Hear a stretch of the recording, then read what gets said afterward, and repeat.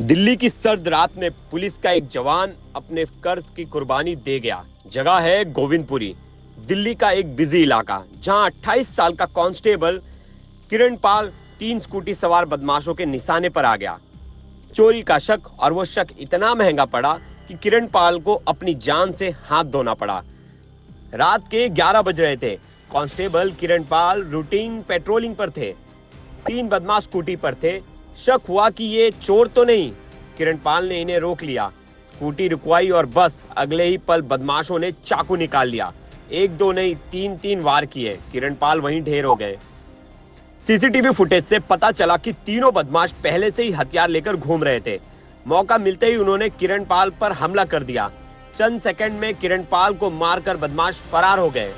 को ये रेडियां लगी पड़ी हैं, यहाँ शराबें पी जाती हैं, अंडे खाए जाते हैं, बिके जाते हैं, हर चीज यहाँ बिकती है।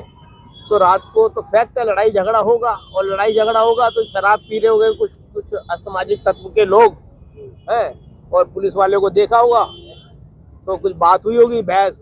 और हार को अपने हाथ में तो हथियार रख के चलते हैं आजकल लोग ज्यादातर, तो किसी ने मार दिया होगा।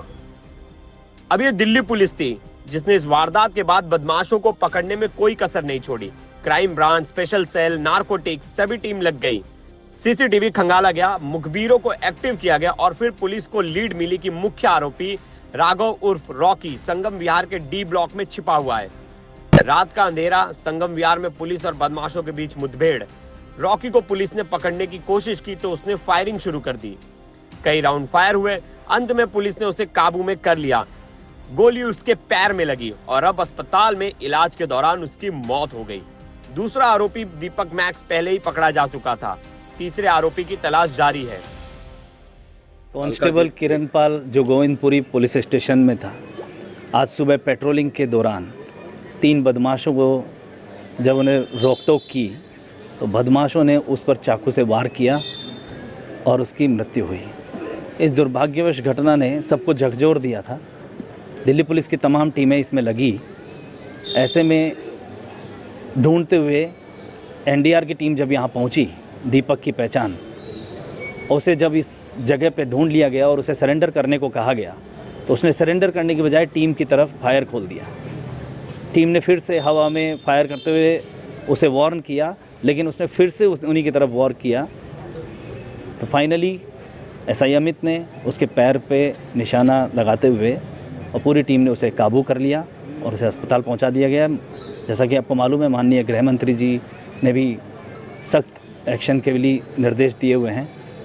माननीय आयुक्त महोदय ने भी सभी टीमों को लगा दिया था कि पुलिस सिपाही पर हमारे अटैक हुआ है, उसका देहांत हुआ है, तो सभी टीमों ने मिलकर इस पर काम किया। किरण पाल यूपी के बुलंदशहर का रहने वाला था। 2018 में दिल्ली पुलिस में भर्ती हुआ था। माँ और बड़ा भाई परिवार में अब बस यही बचे हैं। एक बहादुर जवान देश की सेवा करते हुए शहीद हो गया। दिल्ली में एक और वारदात ने पुलिस और समाज के सामने बड़ा सवाल खड़ा कर दिया है। क्या हमारे पुलिस वाले सुरक्षित हैं? और अगर नहीं है तो क्या उन्हें सुरक्षित रखने की जिम्मेदारी कौन लेगा? किरण पाल की मौत ने न सिर्फ दिल्ली बल्कि पूरे देश को झकझोर दिया है। अब देखना यह होगा कि आरोपी कब तक पकड़े जाते हैं और किरण पाल के परिवार को कब इंसाफ मिलता है। ब्यूरो रिपोर्ट, क्राइम तक।